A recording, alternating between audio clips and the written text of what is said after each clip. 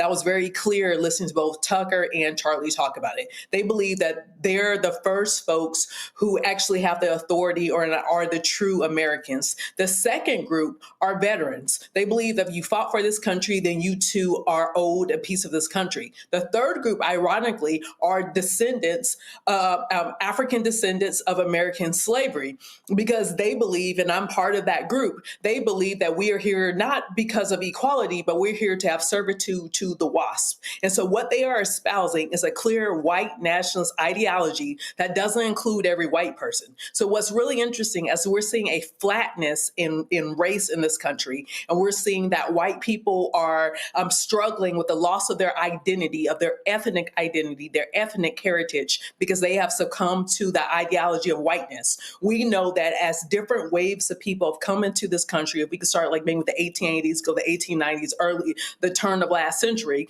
one of the things that we notice by the time that European immigrant that's from a non-Anglo-Saxon country, by the time they're second generation in this country, they have now been washed, and now they are now deemed as white folks. So that nationalist agenda that we just saw doesn't include any of those people, quite frankly, who probably immigrated from Europe, probably post 1830s. So it's really interesting, especially when we look at our Hispanic brothers and sisters trying to talk about how they're white just because they're ethnically Hispanic, but racially they are considered white.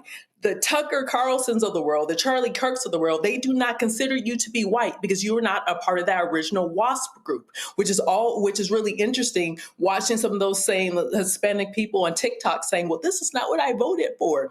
You were never included in this equation of white nationalism.